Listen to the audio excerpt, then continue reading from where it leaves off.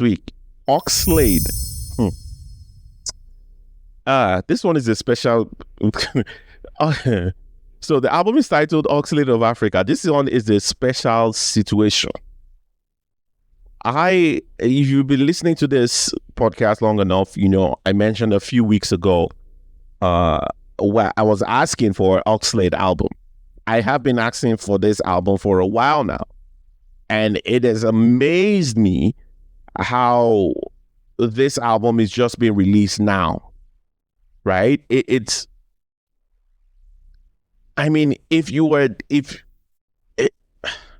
you wouldn't even know that this man here had a song, Closer, one of the biggest songs in the world, about 2 years ago, having over 300 million streams on Spotify alone. And that was from like 2 years ago. No album in the past 2 years, after you were having one of the biggest songs in the world, where one of the biggest artists in the world with like Usher vibing to your song as well. Now, I'm not going to like completely put all the blame on him, because I know this could have been, there's probably a lot of label, issues and all of that played into this, because there's no way. I don't see this happening with so many artists where they have songs so big and there is no project a year into that, 6 months into that we have to wait 2 years for a project. It's ridiculous. At this point, this album felt like it's like someone just pour cold water on top my body, like to just dull me. I felt so dulled by this album. It was so anti-climax, is what I would say. I was listening to it and I was like, what am I listening to? I don't even know what this is. The moment I even saw what the title of this album was going to be, Oxlade from Africa, I was like, whoa, like I just wanted to throw up, basically. Like, that is one of the ridiculous, like, I know album titles don't matter today, but that just sounded so like cheeky to me. Like, who is this? Who are you speaking to? Oxlade from Africa. What the heck is that? You could have just named this My Album. That would have done the trick, right? But all this like cheeky, my Oxlade from Africa. What the heck? It's like it should, like, I would have prepared Oxlade from Nigeria. That would have even like felt like you can spin something around that. But this Oxlade from Africa just sounded like you're trying to speak to a certain demographic that honestly doesn't give a damn. And that, like what I was saying last week, for any Afrobeat artist, your primary audience is, first of all, I would say Nigerians in diaspora, and then Africans. Basically, that's it. Those are the people who are paying attention to you. Those are the people who actually are invested in your music. Now, there's the thing, you guys are going on media today, on foreign press and all of that, and that's fine. But then the thing, at the end of the day, it is not the foreigners who are making a majority of the people investing in Afrobeats today. They don't even, I would say the foreigners don't make 10%. Most of the people showing up, listening to your music, racking up all the streams on the different platforms are Africans, Nigerians, Africans in diaspora, Nigerians in diaspora. So this album title just kind of dulled me already, just already told me that I was skeptical of what this album was going to even be when I already saw the name a few weeks back. And then to just listen to the album itself, I don't even know what it is. And then the problem is this, because he has been out for so long, because I would tell you 2 years is long for a mainstream artist like him. I mean, you're not, I don't want to mention any artist's name. There are very few artists who can pull that off, be off for what, 2 years, 3 years, 4 years, and come back and banging, continue from where they were a few years ago. The market or the industry, whatever, must have moved on. But whenever they show up with their style or sound or whatever, it's like everyone is trying to catch up to where they are at in the moment. You're not that. And one thing that occurred to me was that everybody sounds like him now. The way he sounds now, I have been hearing this sound this same way from even the lyrics, his delivery, the way he picks the pockets in his music.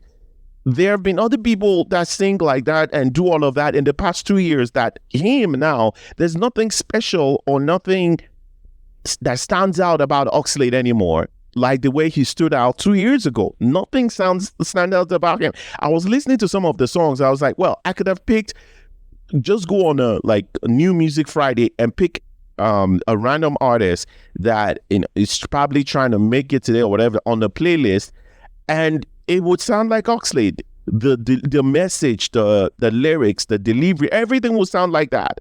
So listening to him sounded so uninspiring. Basically, he has lost what makes him special. Now, the thing here is this, and it's not like him per se. It's like he's been out for too long that, yeah, I think that's just a problem. He's been out for too long. The sound has moved away. And the thing is, when someone is popping like that, and it's not just with the Afrobeats or Nigerian music industry, when someone is popping like that, an artist is popping, there's a way it inspires other artists, right? I mean, Taylor Swift today inspires a whole bunch of, ladies who are doing pop music today. Like, it just happens. Wande Cole has inspired a lot of them, even Oxlade to Fireboy to Joe Boy. Like, if an artist is popping, they inspire other people as well, right? So you kind of, when you get to that level, you need to find a way to make yourself exciting, because another artist could just come up from nowhere and people gravitate towards them. Although, their style is kind of, they take some of that from you. And I think that's where he is at the moment. It's like, I was listening to it and it could have been any random artist or any random song from a new music Nigeria playlist that I listen to every Friday, right? New Music Friday playlist basically is what it was. And I was like, oh my gosh, I began to kind of pity him at the same time, because I cannot imagine he thinks this is a great project. I can't even imagine that he thinks this is a great project. I cannot imagine he's sitting at home and he's listening to this project like, this is my best work. This is far from his best work. It's way, way, way below par for a mainstream artist today. I mean, from artists who, as at 2 years ago, one of the biggest songs in the world. And the thing is, when he had Closer going for him, nobody anywhere that knows him or just knows him as an artist, I would say, will have thought that, oh, that was a fluke, or he's not as good as we know he is. Like, we saw that song and we know, oh man, he's obviously a really good artist, and it's not like he can give us hits every week or something like that, but it's not a fluke, like he's not a great artist, that kind of thing, right? You just looked at it like, yeah, he deserves it. He's been working hard. He can give us good music, that kind of thing. So with that at the back of my mind, there's a bar already. And this is not, it's not like, oh, this is below par or whatever. This is way, like, if we say there's a bar, this album did not even get off the ground to even say, oh, it's a little bit below or way below. This album didn't even get off the ground for me. Nothing out in this album. It's like, there were some of those songs that the moment I heard the very first verse, I heard the chorus, there was nothing for me to listen to again, because I'm like, there's nothing you have for me in this song again. I know what you are about to do. You're about to give me the chorus again, or maybe give me another verse, and it doesn't look like you're going to do anything that I'm going to miss by not listening to the last 1 minute or 1 minute 20 seconds of this song. That was how I felt. And this is not a reflection of who I think Oxlade is as an artist overall, because I still think he is an incredible artist. He's a great artist. He's got a very unique to him, like, voice and all of that. Like, you hear an Oxlade verse, oh, that's Oxlade. You can tell him from the crowd. But then as a body of work, this just sounded